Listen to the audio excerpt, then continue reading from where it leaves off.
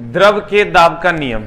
ठीक है सर, ये द्रव के दाब का कोई खास नियम नहीं है, ये खाली ये कहता है कि किसी भी बिंदु पर सभी दिशाओं में दाब समान लगेगा।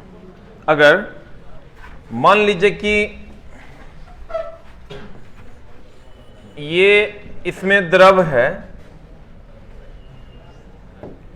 मान लेते हैं सर कि इसमें द्रव है, क्या है, इसमें किसी भी बूंद के लिए अगर हम दाब की बात करेंगे तो सभी दिशाओं में समान लगेगा। सही बात है, किसी खास बिंदु पर जो दाब होगा वो सभी दिशाओं में क्या होगा, समान। बड़ी बकवास बात, कोई मतलब नहीं है इसका। मतलब कहां बनेगा, मतलब यहां बनेगा कि हमने कहा था कि गहराई बढ़ेगी तो दाब बढ़ेगा और गहराई घटेगी तो दाब घटेगा।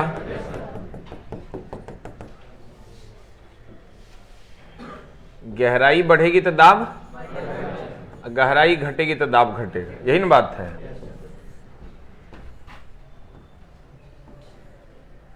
हमको ही बताइए सर, ए बी सी,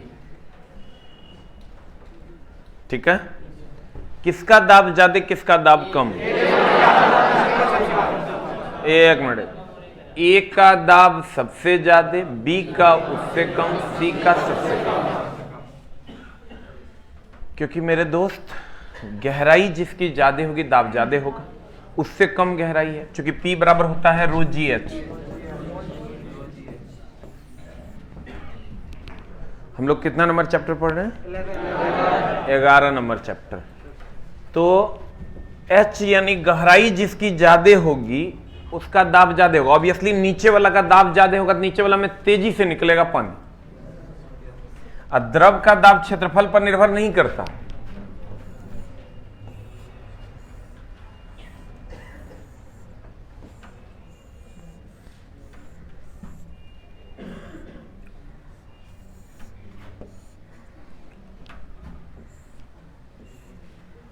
अगर मान लेते हैं सर सेम गहराई पर हो,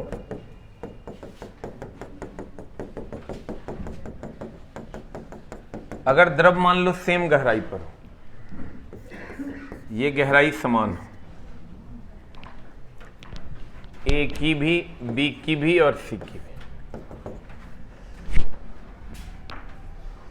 अगर गहराई, कहां जा रहे हैं, नीचे क्लास है क्या? यहीं बैठिएगा, क्लास नहीं होगा।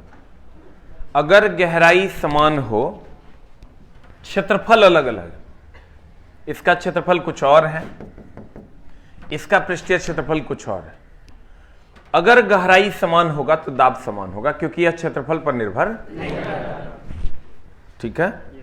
और तीसरा कंडीशन होगा कि अगर ये यहां पर हम एक छेद कर देते हैं, यहां पर एक छेद कर देते हैं और सेम पॉइंट पर इधर भी एक छेद करते हैं और इधर भी एक छेद करते हैं, तो दोनों तरफ जब छेद कर देंगे तो दोनों तरफ दाब सेम होगा, क्योंकि दोनों की गहराई सेम होगी। समान गहराई पर अगर छेद होगा तो उसका दाब समान होगा। कहते हैं मेरे दोस्त, पहला, द्रव के भीतर किसी बिंदु पर द्रव का दाब द्रव के स्वतंत्र तल से बिंदु की गहराई पर निर्भर करता है। जैसे जैसे गहराई बढ़ती है द्रव का दाब भी बढ़ता है। जैसे जैसे सर गहराई बढ़ते जाएगी द्रव का दाब बढ़ेगा। सी का दाब सबसे ज्यादा होगा, बी का उससे कम होगा, ए का सबसे कम होगा। सबसे कम दाब किसका होगा? ए का। क्यों होगा? क्योंकि ए की गहराई सबसे कम है। अगर हम बात करें एक ही गहराई पर द्रव का दाब चारों ओर समान होता है, एकदम सही बात है। देखिए, एक ही गहराई है, अगर गहराई एक ही है, इसकी गहराई भी h है और इसकी गहराई भी h है, तो दाब समान होगा। क्लियर? बाबू मेरे, क्षेत्रफल देखो सबका अलग अलग है। अगर इस पानी को हम यहां तक भर देते हैं तो सबका क्षेत्रफल, पानी यहां तक भर देना, इधर भी पानी खाली रह गया है, भर दो। भर दिया? कॉपी में भर दो, किताब में।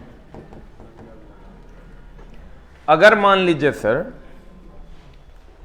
तीनों का क्षेत्रफल अलग अलग है, लेकिन सर गहराई सेम है, गहराई सेम है तो दाब सेम होगा। तो कहते हैं किसी द्रव का एक क्षैतिज तल में स्थित सभी बिंदुओं पर दाब समान होता है। द्रव पात्र में द्रव सिर्फ उसकी ऊर्ध्वाधर गहराई पर निर्भर करता है, न कि नली के आकार या चौड़ाई पर।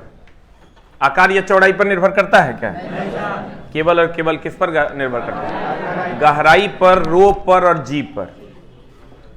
तीन चीजों पर निर्भर करता है, एगो गहराई, रो, जी, एच। क्लियर?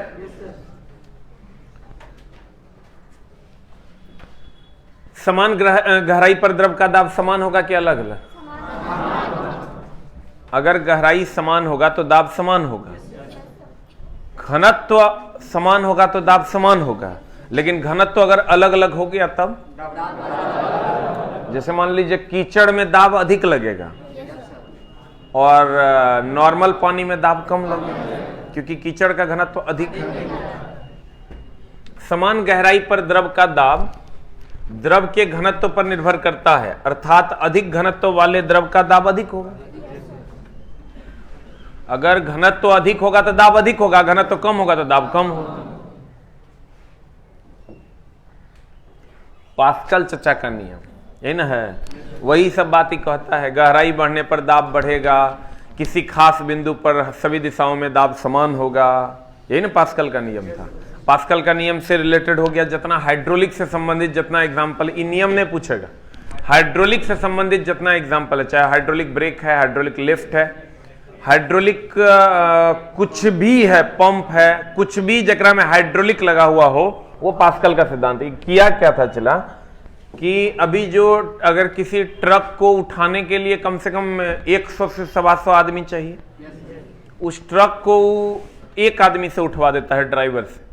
कैसे? पास्कल कहता था कि अगर मान लीजिए कि ये कोई बॉडी है और ये 100 न्यूटन भारी है, इसको उठाने के लिए हमको 100 न्यूटन के बराबर या उससे अधिक बल लगाना पड़ेगा।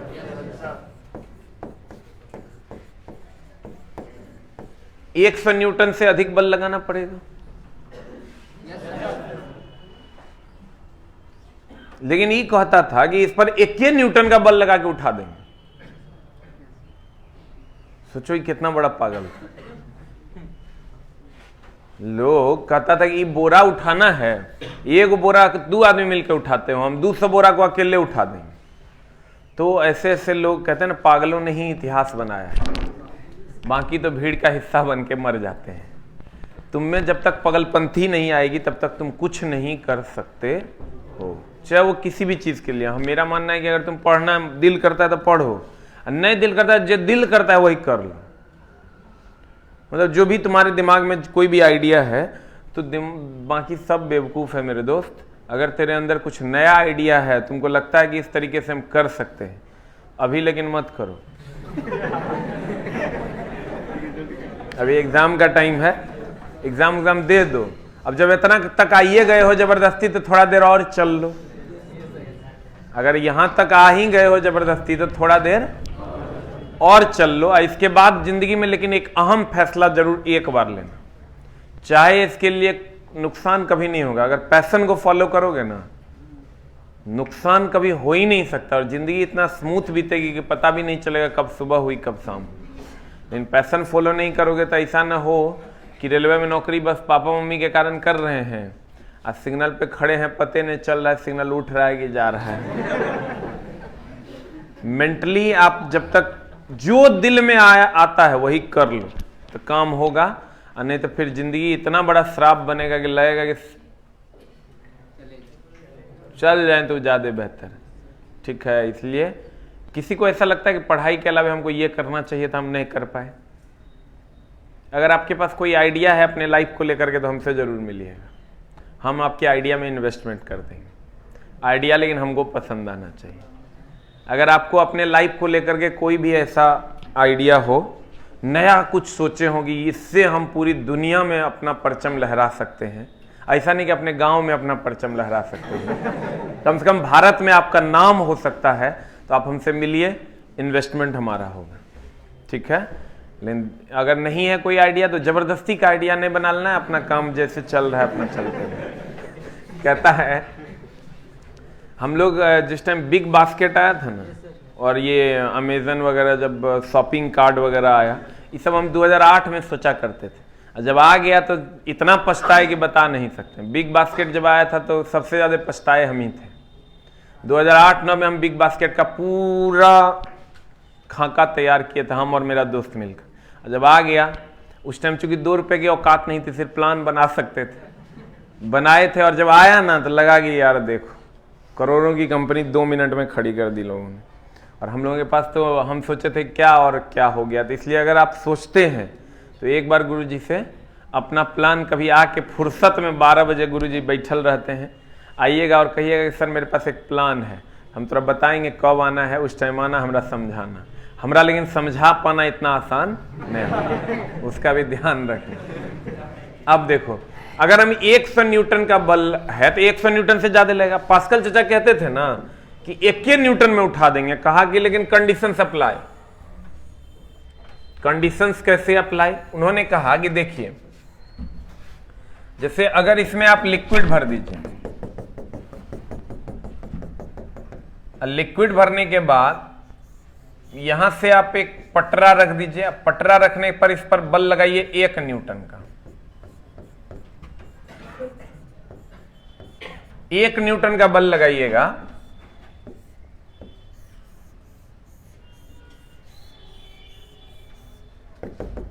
और ये 100 न्यूटन की वस्तु ऊपर की ओर खिसक जाएगी। कितना सिंपल एक्सपेरिमेंट था। बस इसने एक लिक्विड रखा, कंडीशन खाली ये कहा कि ये लिक्विड नॉन कंप्रेसिबल होना चाहिए। नॉन कंप्रेसिबल मतलब ये संपीड़ित नहीं होना चाहिए। अगर ये संपीड़ित हो जाएगा तो इधर से बल लगाएंगे, ये अपने दब जाएगा तो फोर्स ट्रांसफर कैसे करें? नहीं, नॉन विस्कस भी होना चाहिए, मतलब श्यानता भी इसकी लगभग 0 होनी चाहिए, तब ये काम होगा। इसीलिए तुम ये काम पानी के साथ नहीं कर सकते, उसकी विस्कोसिटी 0 नहीं होती है। उसके लिए देखना, हाइड्रोलिक के लिए अलग से लिक्विड आता है, फ्यूल आता है, जिसके कारण तुम देखते होगा कि ट्रैक्टर वगैरह पे लोडिंग तो करता है, अनलोडिंग के लिए बस एक ड्राइवर ऐसे उठाता है, पूरा का पूरा ट्रक खाली हो जाता है। तो वो इसी का कमाल था। उसने कहा कि कुछ मत करो, वो जो तुम देखता होगा इसे पाइप रहता है जिस पर ट्रैक्टर का डाला उठता है, यहां पर कुछ नहीं होता, ये वाला मैकेनिज्म यहां लगा दिया। अभी 1 न्यूटन का बल यहां से हम लोग लगाते हैं, 100 न्यूटन के बल के बराबर इस पर बल लग जाता है, और ये वस्तु अनलोड हो जाती है। कंडीशन अप्लाई की, ये कंप्रेसिबल होना चाहिए कि नॉन कंप्रेसिबल होना चाहिए, असंपीड्य होना चाहिए। तो कहता है मेरे दोस्त, पास्कल चाचा का नियम, यदि गुरुत्वीय प्रभाव को शून्य माना जाए, ध्यान दीजिएगा, यदि गुरुत्वीय प्रभाव को शून्य माना जाए तो संतुलन की अवस्था में द्रव के भीतर प्रत्येक बिंदु पर दाब समान होता है। अरे द्रव के भीतर किसी खास बिंदु पर दाब समान न होगा। गुरुत्व बल को अप्रभावी मानने पर गहराई के साथ द्रव का दाब बढ़ता जाता है, परंतु समान गहराई पर द्रव का दाब समान होता है। सही बात है, समान गहराई पर द्रव का दाब क्या होता है? समान। ये सब नहीं पूछेगा, ध्यान देना। किसी बर्तन में अगर किसी खास बिंदु पर द्रव का दाब की बात करें, सभी दिशाओं में समान होगा क्या? समान होगा। कहता है किसी बर्तन में बंद द्रव के किसी भाग पर आरोपित बल द्रव द्वारा सभी दिशाओं में समान मात्रा में वितरित होगा कि अलग अलग मात्रा में? खास पॉइंट पे होगा तो सभी दिशाओं में समान होगा। बर्तन का आकार बताओ, क्षेत्रफल पर निर्भर करता है द्रव का दाब? यानी बर्तन के आकार पर निर्भर, बर्तन का आकार द्रव का दाब से को प्रभावित करता है? नहीं करता। पास्कल के नियम पे आधार पर कई द्रव चालित यंत्र बनाए गए, यही मेनली पूछता है। आइएगा, जो इससे पहले का पॉइंट है इसको हाईलाइट करो, दिस वन ये पूछेगा, ये आपको पूछेगा, और इसके बाद वाला पॉइंट भी हाईलाइट कीजिए। शुभ प्रभात सबको, गुड मॉर्निंग। 2 दिन पहले कोर्स से परचेस किया है।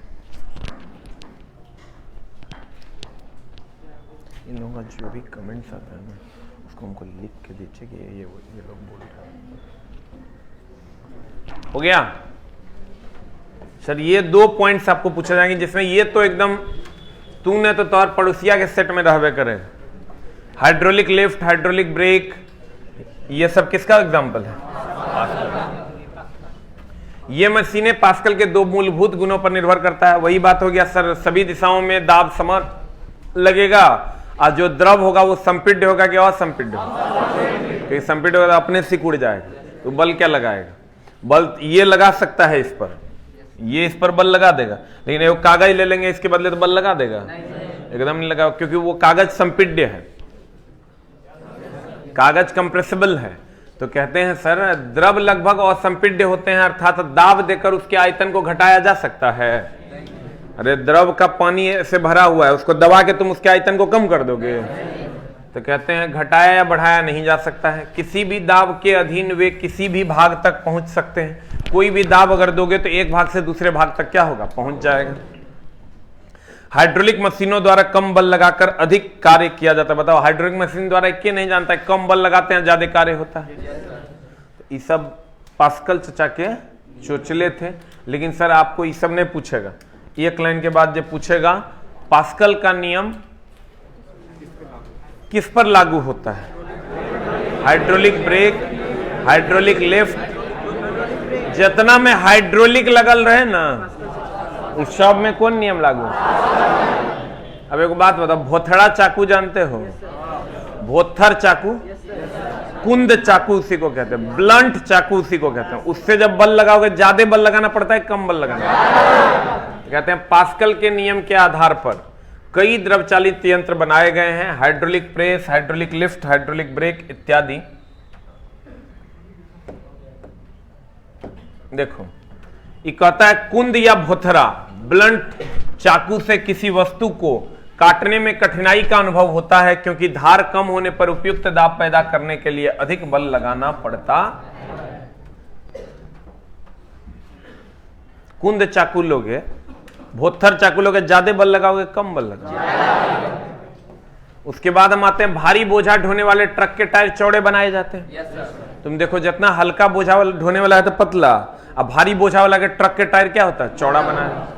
कहते हैं वायुयान में बैठे यात्री के फाउंटेन पेन से स्याही के रिसनेस लगता है, क्योंकि ऊंचाई बढ़ने पर वायु दाब, ये पढ़ाए थे तुमको हम केमिस्ट्री में, ऊंचाई बढ़ने पर दाब क्या होता है? कभी कभी पहाड़ पर चढ़ने वाले व्यक्ति के नाक से खून निकलने लगता है, वायु दाब कम की ज्यादा? Very good. उच्च रक्तचाप, हाई ब्लड प्रेशर, वही बात है।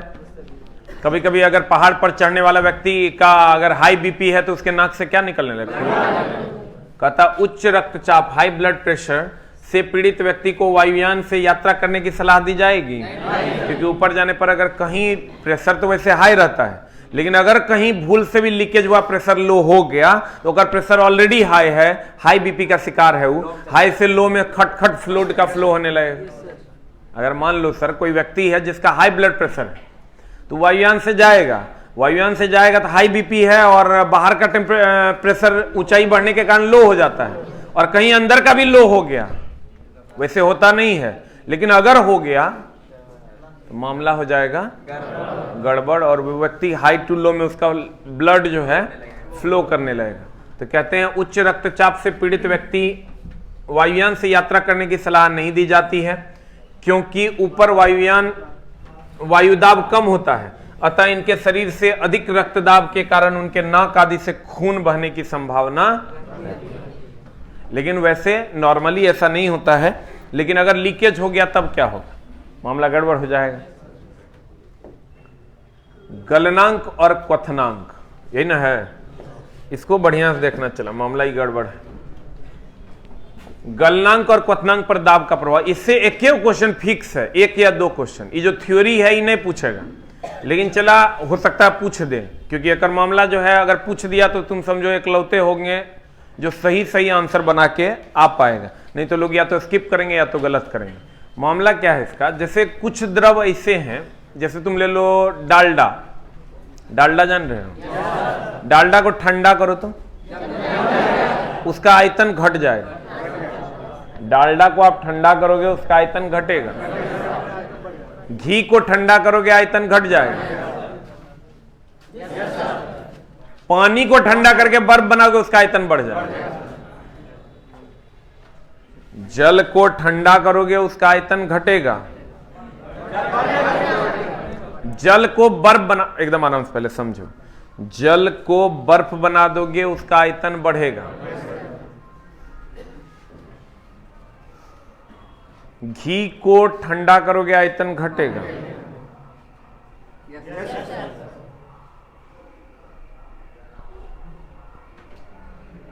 इसका मतलब कुछ ऐसे हैं जिसको गर्म करने पर, घी को गर्म करोगे तो आयतन बढ़ेगा कि घटेगा? गर्म करने पर आयतन बढ़ता। इसका मतलब ठंडा करने पर घटेगा, गर्म करने पर आयतन बढ़ता। कुछ ऐसे हैं जिसको, जैसे बर्फ है, बर्फ को अगर गर्म करोगे तो पानी बनेगा, पानी बनेगा तो उसका आयतन घटेगा कि बढ़ेगा? भाई बर्फ पानी बनेगा तो घटेगा, पानी बर्फ बनेगा तो बढ़ेगा। गलती की सही?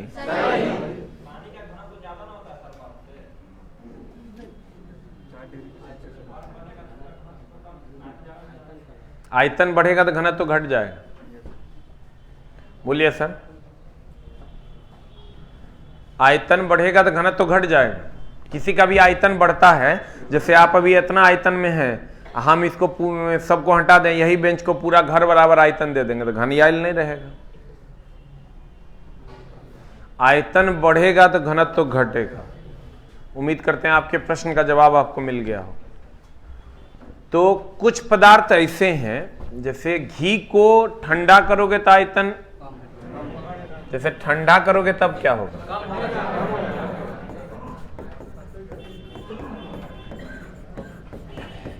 आयतन घटेगा। घी को ठंडा करोगे तो आयतन घटेगा, गर्म करोगे तो आयतन बढ़ेगा। सोच लो बढ़िया से, ये सही है। कुछ पदार्थ ऐसे हैं जिसको गर्म करते हैं तो आयतन घटता।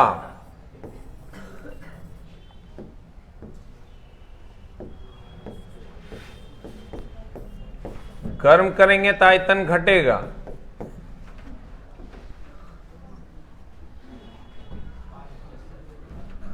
और ठंडा करेंगे तो आयतन बढ़ेगा।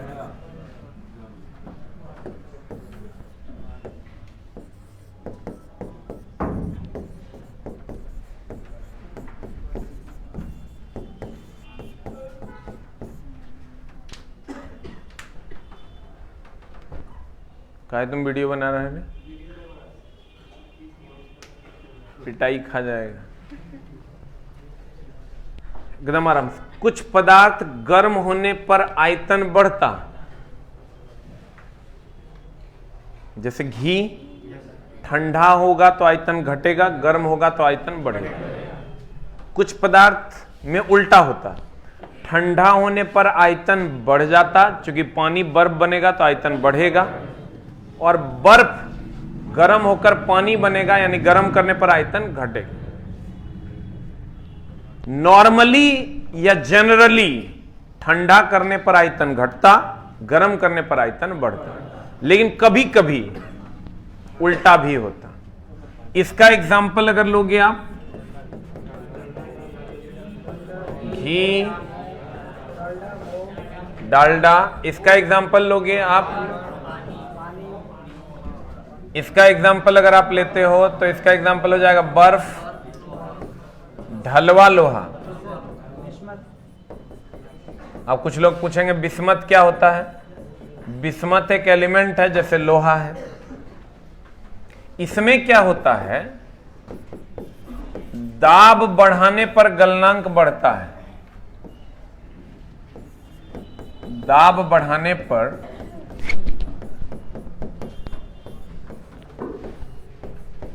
गलनांक बढ़ता। इसमें क्या होता है, दाब बढ़ाने पर गलनांक घटता।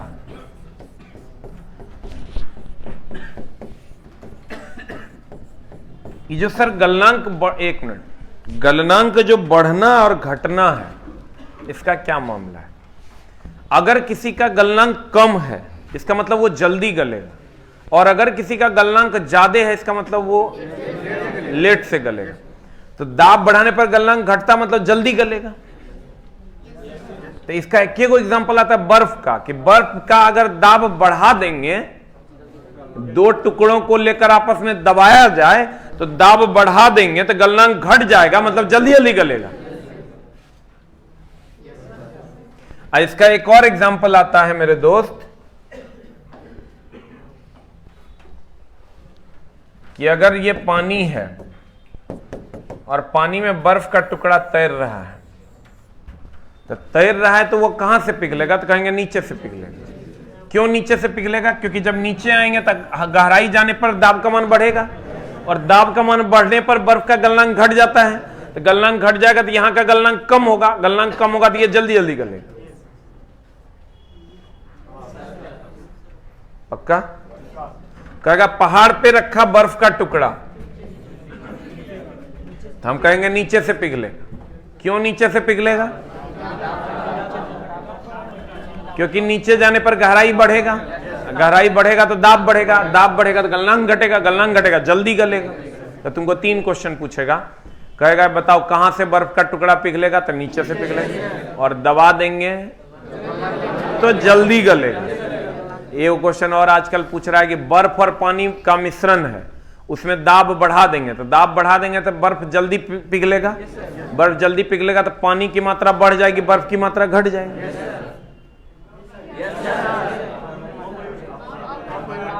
ना वो अलग मामला है, वो अलग मामला है, लेवल ऑफ परिवर्तित रहेगा, फिर ये अलग मामला है। देखो ये क्वेश्चन ये है कि बर्फ और पानी है,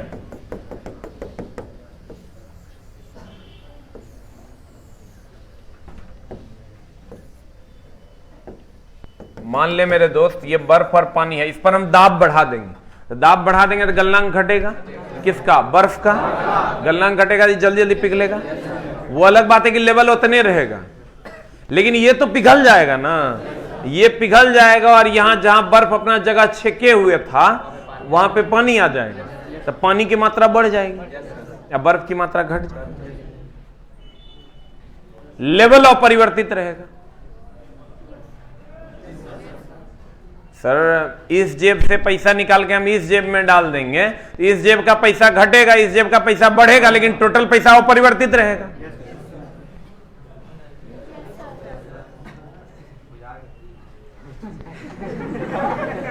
नहीं बुझाने का तो सवाल ही पैदा नहीं होता है। जहिया फिजिक्स लास्ट होगा तहिया तक बुझाते ही रहेगा, दूसर कोई एक टॉपिक तुमको ऐसा नहीं लगेगा कि हमरा नहीं बुझाए, जबकि तोरा हम 7 महीना का सिलेबस 2 महीना में पढ़ा रहे हैं, ठीक है, लेकिन तोरा कभी यह एहसास नहीं होगा कि मामला नहीं बुझाया और संगीन हो गया। लेकिन होता क्या है, 7 महीना तब पढ़ाते हैं जब एकदम चूजा सब रहता है, साफे ओकरा कुछ नहीं बुझाता है।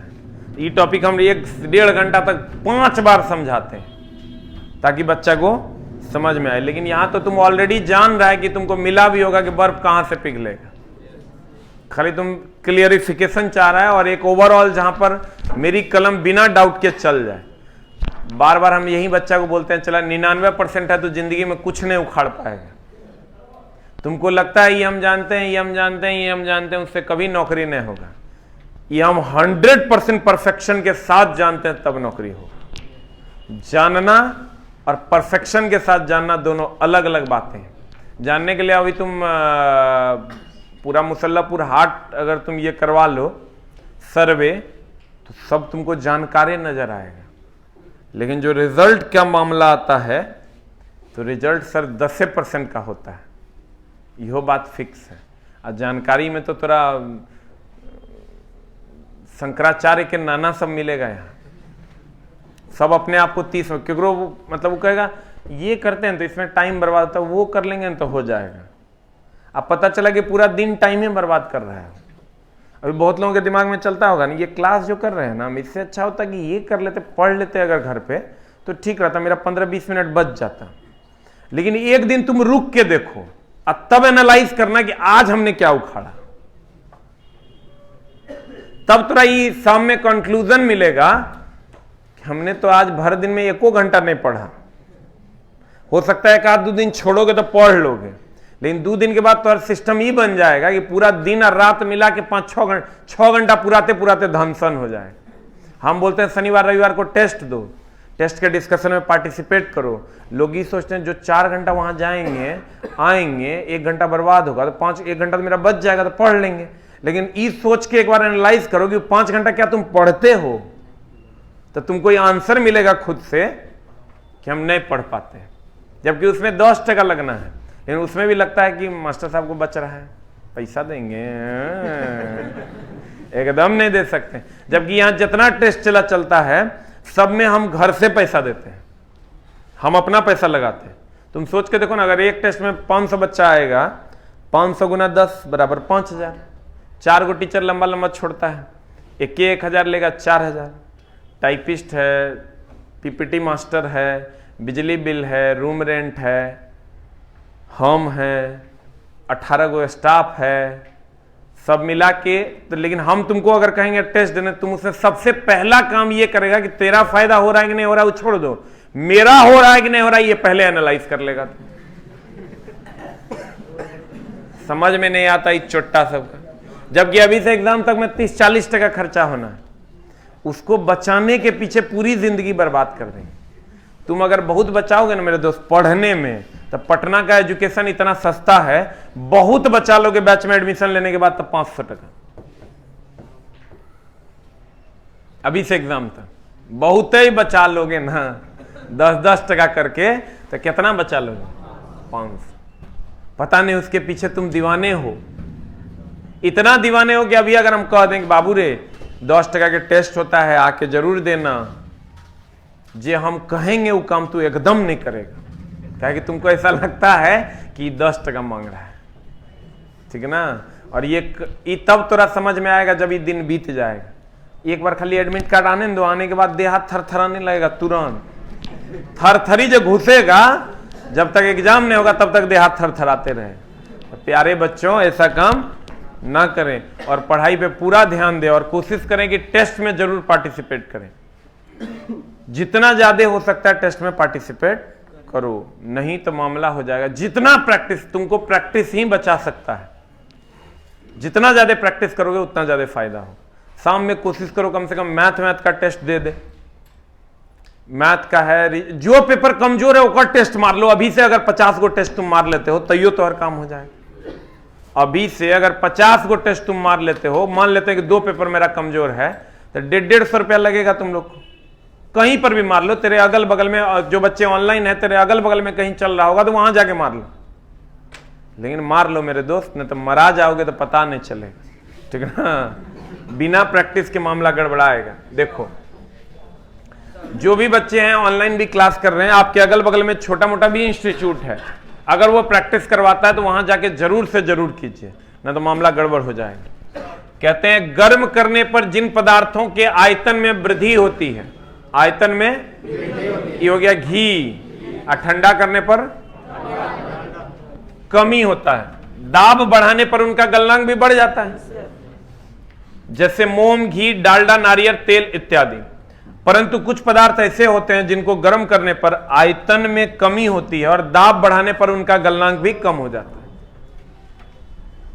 जैसे ढलवा लोहा, बिस्मत और बर्फ। दाब बढ़ाने पर सभी द्रव का क्वथनांक क्या हो जाता है? दाब बढ़ाओगे तो इसका क्वथनांक क्या होगा? बढ़ेगा, और गलनांक लिख लो यहां पर, गलनांक घट जाता है।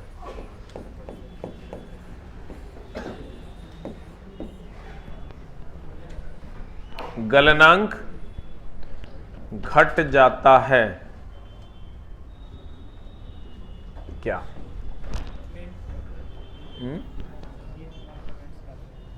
क्या चीज का?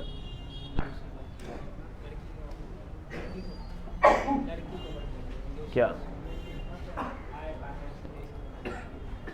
हाँ, ये लोग सुधर ही नहीं सकता, दानव है।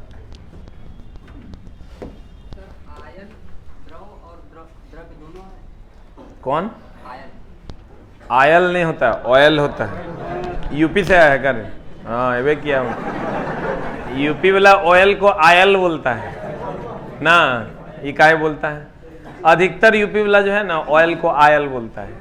अरे आयल नहीं होता भाई मेरे, ऑयल होता है। यूपी वाले का थोड़ा सा जो है ना टोन, वो ऐसा नहीं कि हम लोग भी वहां जाके बोलेंगे तो वो लोग कहेगा देखो कैसे बोलता है। ये टोन सबका अलग अलग होता है, इसमें ऐसा नहीं कहना कि अच्छी यूपी वाला आयल बोलता है। अरे भाई सबका टोन अलग अलग होता है, तुम तब टोन सुने नहीं हो, टोन से लोग तोरा मार देगा। ऐसा ऐसा टोन है कि तोरा चक्कू मार देगा तुमसे। तू जो यहाँ वर्ड यूज करता है वो दूसरे जगह इतना सबसे बड़ी गाली है, तो भूल के भी नहीं। हम तो बहुत बार सर मारने खाए हैं लेकिन बच गए हैं। प्लवन क्या है सर? व्हाट इज प्लवन? प्लवन में जितना खुजली था सब आर्किमिडीज का ही था। आर्किमिडीज कहता था लोग तैरते कैसे हैं, इस पर उन्होंने बहुत सारे बयान दिए। मामला क्या था? उन्होंने कहा कि अगर ये मान लो कि कोई वस्तु है और ये द्रव में डूबी हुई है, आंशिक रूप से या पूर्ण रूप से, आंशिक मतलब आधा, पूर्ण मतलब पूरा, तो द्रव उस पर एक दाब लगाता है। द्रव उस पर एक, वो नीचे से ऊपर की तरफ बल लगाता है। कौन? द्रव।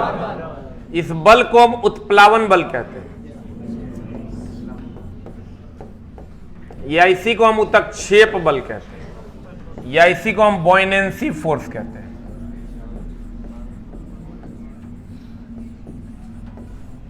गौर से देखना ऑनलाइन वाले भाइयों, उत्प्लावन बल, उत्क्षेप बल और बॉयनेंसी फोर्स, ये 3 प्रकार की बातें हैं, ठीक है। और एक लगता है उस वस्तु के कारण भार बल नीचे की तरफ। भार बल जब भी लगेगा किधर की ओर? नीचे की ओर। किसी वस्तु पर भार बल हमेशा नीचे की ओर लगता है। भार बल हमेशा किधर की ओर लगता है? नीचे की ओर लगता है। उत्प्लावन या उत्क्षेप बल ऊपर की ओर लगता है। उत्प्लावन या उत्क्षेप बल द्रव लगाता है उस वस्तु पर, अब भार बल उस वस्तु का होता है नीचे की ओर।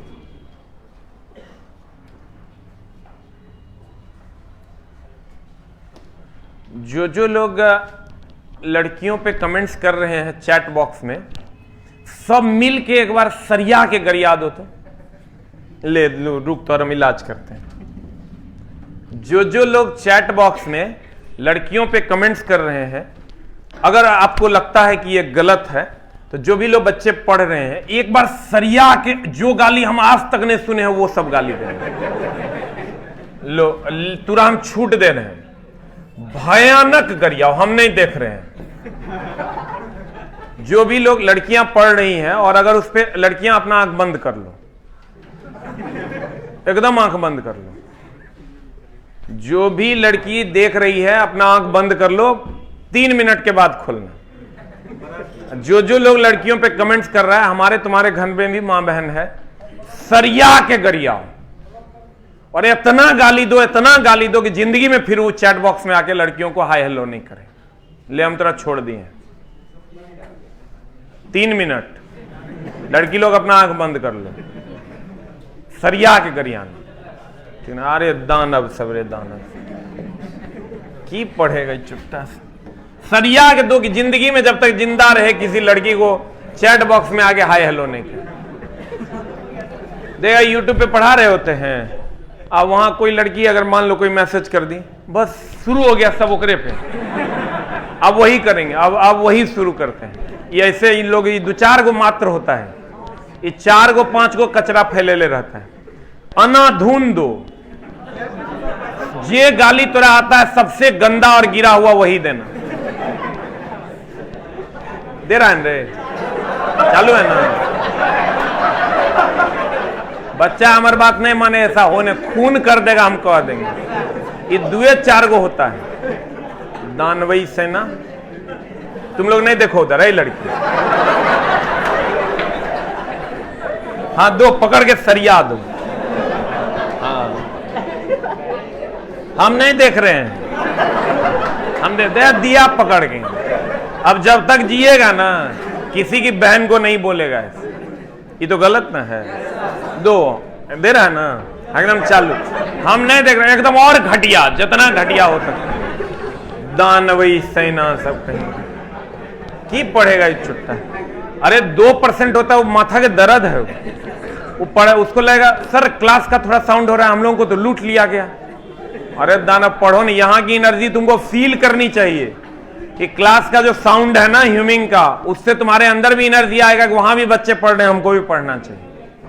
लेकिन सब चीज में छोटा सा एकदम निगेटिव लेगा। इधर आ जाओ, इधर हम आते हैं सर। अगर हम भार बल की बात करें नीचे की तरफ लगेगा, उत्प्लावन या उत्क्षेप बल ऊपर की तरफ लगेगा। ठीक है, पानी घटेगा बढ़ेगा तो उत्प्लावन पर प्रभाव पड़ेगा कि नहीं सर?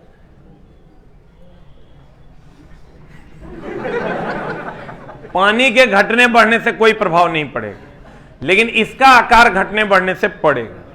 अब तुमको क्वेश्चन पूछेगा बताओ भार बल कौन लगाता है, तो कहेंगे वस्तु।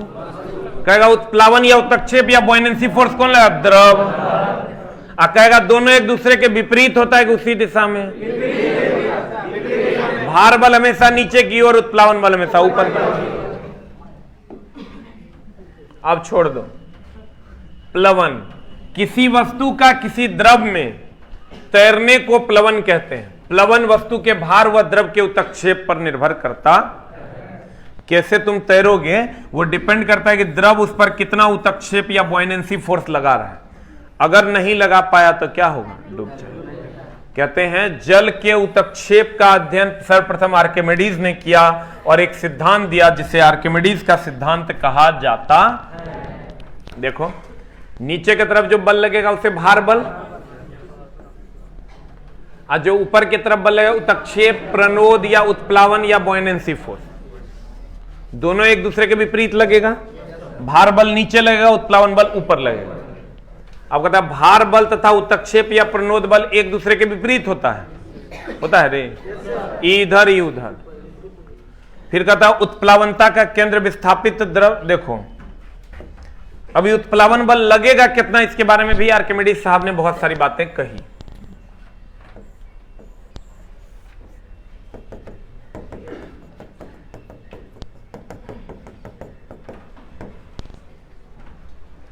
ध्यान दीजिएगा सर, ये उत्प्लावन बल लगेगा कितना, इसके बारे में आर्किमिडीज साहब ने बहुत सारी बातें कही। कितना लगेगा, इन्होंने कहा कि जितना द्रव ये विस्थापित करेगा ना वस्तु, ये यही ना विस्थापित द्रव है, ये विस्थापित द्रव है। ये जो वस्तु नीचे आया पानी में, तो इतने नहीं विस्थापित किया द्रव को। विस्थापित करना मतलब हटा देना, विस्थापित करना मतलब इतना, जो जितना ही द्रव विस्थापित किया उतने बल इस पर लगेगा। अगर ये मान लो 10 मीटर क्यूब विस्थापित किया तो इसका मतलब इस पर 10 न्यूटन का बल लगेगा। यही आर्किमिडीज का सिद्धांत। तो अगर ज्यादा पानी विस्थापित करेगा ज्यादा बल लगाएगा, कम पानी विस्थापित करेगा तो कम बल लगेगा। और अगर उत्प्लावन बल ज्यादा होगा तो तैरेगा, उत्प्लावन बल कम होगा तो डूब जाएगा। अरे सर कोई वस्तु, अगर ये पानी, हम पानी है, हम इस पर बल लगाए हुए, तो हम अगर ज्यादा बल लगाएंगे तो ऊपर रहेगा, तैरेगा मेरे ऊपर। हम अगर कम बल लगा दिए तो वस्तु डूब जाएगा। यही तो मामला है। तो कहते हैं उत्प्लावनता का केंद्र विस्थापित द्रव के आयतन के केंद्रक के समानुपाती होता है, जितना पानी विस्थापित करेगा। आर्किमिडीज का सिद्धांत क्या था? आर्किमिडीज का सिद्धांत क्या था? जब किसी वस्तु को द्रव में आंशिक या पूर्ण रूप से, या तो आंशिक रूप से मतलब कुछ भाग, या पूर्ण रूप से मतलब पूरा डुबाया जाता है, तो उस वस्तु पर विस्थापित द्रव के आयतन के बराबर एक बल कार्य करता है, जिसे उत्प्लावन या उत्क्षेप बल कहते हैं, जिसके कारण वस्तु पानी में हल्की प्रतीत होती। आपको कह देगा कोई वस्तु है वो हवा में भारी लगता है, पानी में हल्का लगता है, क्यों? तो हम कहेंगे पानी में हल्का लगता है उत्प्लावन बल के कारण। पानी में हल्का लगता है किस बल के कारण? उत्प्लावन बल के कारण। उत्प्लावन बल ऊपर की तरफ। अभी यही वस्तु है सर, इस वस्तु पर हम ऐसे बल लगाएंगे, जो ऊपर से उठा रहा होगा उसको हल्का नहीं लगेगा। तो कहते हैं आर्किमिडीज का सिद्धांत, ये अगर ध्यान दीजिएगा, ये 2 केजी का कोई वस्तु है। कितना केजी का है सर? 2 केजी का वस्तु है, तो ये अगर इसमें जाएगा तो 2 केजी के बराबर पानी विस्थापित कर देगा, नहीं कर देगा? तो 2 kg के बराबर पानी विस्थापित कर देगा। कहता है जैसे जैसे लोहे की कील पानी में, जितना तैरने डूबने वाला एग्जाम्पल है ना, सब आर्किमिडीज। कहेगा पानी में मनुष्य तैर पा रहा है, आर्किमिडीज का। कहेगा लाइफ जैकेट, अब देखे होंगे एनडीआरएफ वगैरह को पहन ले रहता है, एनडीआरएफ की टीम में देखे होंगे सर लाइफ जैकेट पहन ले रहता है, वो क्या है? आर्किमिडीज का सिद्धांत। किसका सिद्धांत? आर्किमिडीज का सिद्धांत। लाइफ जैकेट जो पहना हुआ रहता है तो वो अपने आयतन को बढ़ा लेता है, आयतन को बढ़ा लेता है तो घनत्व घट जाता है, जिसके कारण वो तैर पाता है। बोलो ना, पानी में बॉल तैर रही है, आर्किमिडीज। पानी में बॉल तैर रही है, आर्किमिडीज है। लोहे की कील पानी में डूब गई, लोहे का नाव तैरने लगा, आर्किमिडीज। तैरने डूबने वाला जितना एग्जाम्पल है, एगो छोड़ के मच्छर का पानी के ऊपर चल पाना उधर है, बाकी जितना तैरने डूबने वाला है सब आर्किमिडीज के सिद्धांत का उदाहरण। कोनो कहे ना फलना तैर रहा है, चिलना डूब गया, कहेंगे आर्किमिडीज। बोलो ना रे।